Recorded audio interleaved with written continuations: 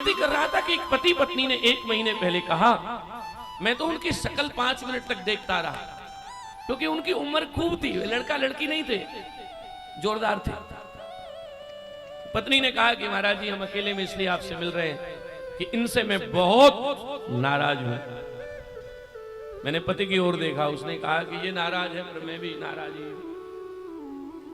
तो मैंने कहा कि एक दूसरे से हाथ जोड़ लीजिए, कमरे में कोई नहीं है, हाथ जोड़ लीजिए और अपने दूर कर लीजिए शिकायतें। तो उसने देवी ने कहा कि शिकायतें दूर नहीं, हम तो आपके पास इसलिए आए, आप आशीर्वाद दो कि हम कोर्ट में जाकर अलग अलग हो जाए।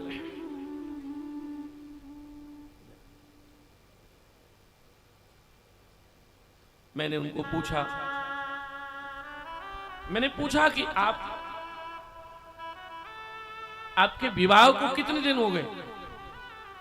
तो दोनों ने बड़े प्रेम से बताया, बोले 25-30 साल हो गए। मैंने कहा 10-5 साल में अलग अलग हो ही जाओगे, काय को बवाल में पड़ रहे हो भाई।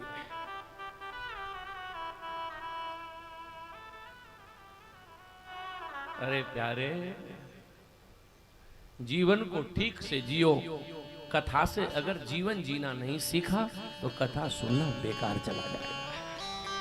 कुछ जीना सीखो।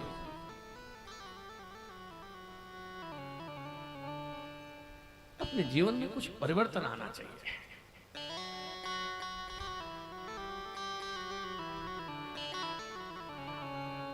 हाँ, बता रहे हैं सूत जी, भगवान महादेव के साथ विदाई के समय महादेव प्रणाम कर रहे हैं किसको? हिमाचल को। लिखा है इस महापुराण में, सेवते या पतिं प्रेम्णा परमेश्वरमयीक्षिते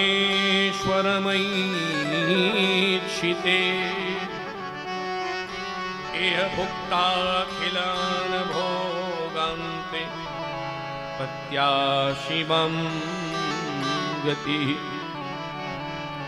महाराज यहां मैना और हिमाचल बेटी को विदा कर रहे हैं।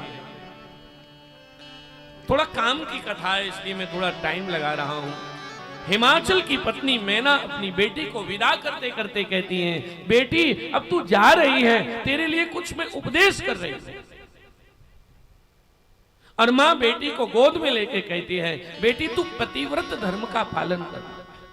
और मैं अगर इस पतिव्रत धर्म का पूरा वर्णन करूं तो कल शाम के 6 बज जाएंगे, इसलिए मैं काम की कुछ बात कर रहा हूं, आगे चलूंगा। हिमाचल की पत्नी मैना ने अपनी बेटी से कहा, बेटी तू पतिव्रत धर्म का पालन कर। और सुन बेटी, जो मैना ने कई लक्षण बताए उसमें मैना कहती है, बोले एक काम पहले सुन ले। बोले क्या? पति से कभी तेज आवाज में बात मत करना, ये पतिव्रता का लक्षण है। अब कितनी तो यहां सोच रही है कि हम तो रोज ही घुर्रा घुर्रा के बात करते हैं। और पति लोग अभी बहुत प्रसन्न है ये कि आज कथा हमारे मतलब की हो रही है। आज तक तो पता नहीं कथा क्या महाराज कर रहे थे, आज कथा है। पर सुनिए, मैं नहीं कह रहा, ये मैना मां कह रही है। अपनी बेटी से मैना कहती है, बेटा पति से कभी क्रुद्ध भाषा में बात मत करना। क्यों? ये पतिव्रता का लक्षण नहीं है। और बेटा दूसरी बात, पति अगर रोगी हो, पति अगर रोगी हो, पति अगर आयु में बहुत बड़ा, पहले हो जाता, अब तो नहीं होते, पहले हो जाता था, पति आयु में बहुत बड़ा हो, पति रोगी हो, और एक बात तो लिख दी, कैसा हो पति? बोले बाई चांस पति पागल मिल जाए। बेटा जीवन को बहुत विनम्रता से जीना। ऐसे पति के प्रति भी उनको ताना मारना, उनको अपमान करना, ऐसा कभी मत करना। तीसरी बात मां कहती है, बेटी एक बात और ध्यान रखना। क्या? पति से पहले कभी भोजन मत करना। आजकल तो अब क्या करें, अब पति तो ऐसा है कि आता ही 12 बजे है, और कई पति तो 12 बजे आते हैं तब भी बेचारे ऐसे होते हैं कि भोजन के लायक ही। हम कहीं से लेट आते हैं तो सड़क पे ऐसे 10-5 पति हमें मिलते हैं रात को 12-1 बजे। क्या किया जाए? लेकिन यहां जो कहा है उसको ध्यान दें, पति से पहले भोजन मत करना, पति को भोजन करा के और फिर तू भोजन करना। यहां तो एक बात और लिखी है, वो कितनी लागू हो वो आप जानो, लेकिन इसमें तो ये भी लिखा है कि पति के भोजन पात्र में कुछ भोजन बचे उसमें से तू भोजन जरूर करना। अब माताएं कह रही हो ये तो ऐसा कोई महंत है जो इसका जूठा खाए, लेकिन लिखा है सो मैं कह रहा हूं से महापुराण में कि पति की थाली में कुछ बचे उसमें से थोड़ा भोजन जरूर करना। कोई 25-30 साल की 30-35 साल की कोई, अब 30-35 साल वाली कोई युवती कहा जाए, क्या कहा जाए, जो मानो सो, अपनी कोठी के इधर उधर टहल रही थी, वो टहल रही थी तो किसी एक 65 साल वाली माता जी ने कहा कि बेटा लेट क्यों टहल रही है? उसने विनम्रता से कहा अभी ये नहीं आए। पहले तो ये बोलती थी ना पति को, अभी तो कहती गुड्डू नहीं आया, बोले अभी ये नहीं आए। तो उस बूढ़ी माता ने तुरंत कहा कि ये नहीं आए हैं तो तू क्यों चक्कर लगा रही है? उसने कहा कि ये नहीं आए हैं तो मैं भोजन नहीं करूं। तो 70 साल की मां ने कहा वाह, आज के कलयुग में भी तू इतनी अच्छी, 10:30 बज रहे हैं और तूने अभी तक भोजन नहीं किया, ये नहीं आए तो? उसने कहा हाँ माता जी नहीं किया, भूख भी लग रही है। तो तू एक काम कर बेटा, मैं बुजुर्ग हूं, मैं तुझे उपदेश कर रही हूं, बड़े बूढ़ों की बात मान, क्या उसका थाली में निकाल के अलग रख दे और तू खा ले। उसने हंस के कहा कि नहीं नहीं, पराठे तो वो ही सेकते हैं, इसलिए नहीं किया है, आटा लगाएगा पराठे से, इसलिए मैं बैठी हूं, मैं कोई ऐसी थोड़ी, तकलीफ है साहब।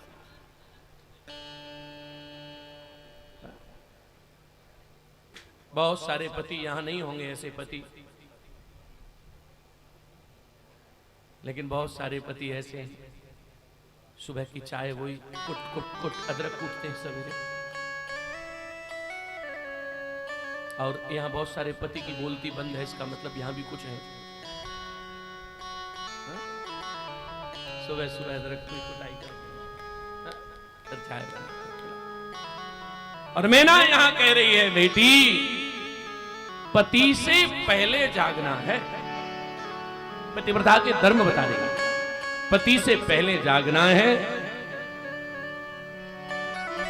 शिव महापुराण के पांडाल में तो कोई ऐसा नहीं होगा, लेकिन बहुत सारे ऐसे मैंने भाई बहनों को देखा है जो कि पति ही जगाता है, चाय ले जाके, उठो लाल अब आंखें खोलो,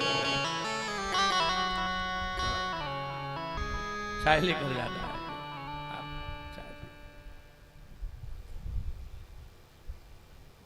बहुत भोली माताएं होती हैं, प्रेम से बताती हैं। आपने महाराज जी कथा में कहा कि पति चाय बनाता है, पर हमारे घर में ऐसा नहीं है, हमारी 2 चाय सुबह की, एक ये बनाती है एक मैं बनाती। इतनी विनम्रता है। मैना कह रही है पति से पहले उठना है। और एक बात जो आज समाज में बड़ी विचित्र है, मैना कह रही है बेटा तुम विवाह के बाद जा रही हो, इसलिए एक बात ध्यान रखना, क्या बेटी घर के कार्य अपने हाथ से करना। पतिव्रता का ये लक्षण है, पतिव्रता का ये लक्षण अपने हाथ से। और दूसरी बात कह रही है कि घर में अस्त व्यस्त घर न रहे। जिस नारी का घर अस्त व्यस्त रहता है वहां लक्ष्मी जी निवास नहीं करती। मैना समझा रही है। और हे पार्वती, पति के सामने जब भी नारी प्रस्तुत हो तो वह सज धज के प्रस्तुत हो, ऐसा ऐसी महापुराण में लिखा। मैं मेरी ओर से बात कर, तो वह ऐसी नहीं कि वो पति घर में आए और वो भूतनाथ की तरह कुछ भी पहने, कुछ भी नहीं नहीं, बहुत व्यवस्थित रूप से उसको श्रृंगार से, आभूषण से सुसज्जित होकर पति के सामने प्रस्तुत हो। और मैना कहती हैं, हे बेटी पार्वती, पतिव्रता का एक लक्षण है कि उसकी मांग में सिंदूर जरूर होना चाहिए। आजकल तो सिंदूर गायब हो गया साहब। हम बिहार में कथा करने जाते हैं, वहां की माताएं आज भी मांग में सिंदूर, और ये सिंदूर है ना, अब तो सिंदूर का स्थान एक यहाँ हो गया, चलो। पर सिंदूर बड़ा आवश्यक है। सिंदूर में दो चीजें मिली होती हैं, श्री महापुराण में लिखा है, एक सिंदूर, एक पारा। पारा और सिंदूर। और वो पति सिंदूर, कब से पत्नी को सिंदूर? बोले जब से पति उसकी मांग में सिंदूर, उसकी मांग भरता है। हमारे गुरुजी विनोद में कहते थे अवधूत बाबा, बोले पति तो बेचारा एक बार मांग भरता है, हाँ, फिर मांग पूरी होती नहीं है जिंदगी भर। अच्छा, एक और बात है, अभी हमने एक नया फैशन देखा क्या, पहले पति मांग जो भी सिंदूर डालता था तो मांग पत्नी की सीधी होती थी, अब मांग ही टेढ़ी है। इसका मतलब मांगे भी टेढ़ी हैं, सीधी सीधी मांगे नहीं है। अब मैना ने बताया, हे पुत्री, ऐसे तू पतिव्रत धर्म का पालन करना। और मैना ने कहा, जीवन में जो पतिव्रता अपने पति के सम्मान में अपने जीवन को जीती है, अथवा तो उससे कटु वचन नहीं बोलती, तो श्री महापुराण ने कहा, ऐसी नर्मदा नाम की एक पतिव्रता भई, जिन्होंने 6 महीने तक पतिव्रत के प्रभाव से सूरज को नहीं निकलने दिया। 6 महीने तक उनके पति को श्राप लगा कि सूरज निकलते ही तेरा पति मर जाएगा। तो नर्मदा अपने पति को कंधे पर रख के और ऋषि ने श्राप दिया, तेरे पति को सूरज निकलते ही प्राणांत होगा। तब नर्मदा सती ने 2 बार तो ऋषि से क्षमा मांगी, पर बाद में नर्मदा ने हाथ जोड़ के कहा कि आप क्षमा कर दिए। ऋषि ने कहा नहीं करूंगा। तब नर्मदा ने कहा कि सुनो, मैं भी पतिव्रता हूं, तो जब तक मैं नहीं चाहूंगी तब तक सूरज नहीं निकलेगा। और भारत में साफ शास्त्र प्रमाण है, 6 महीने तक नर्मदा ने सूरज नहीं निकलने दिया। और 6 महीने बाद भगवान ने नर्मदा से कहा, बेटी मैं तुमसे प्रसन्न हूं, तुम्हारे पति के लिए मैं कहता हूं, तुम्हारा पति नहीं मरेगा, सूरज को निकलने दो। भगवान ने विनती की, तब नर्मदा ने सूरज निकलने दिया।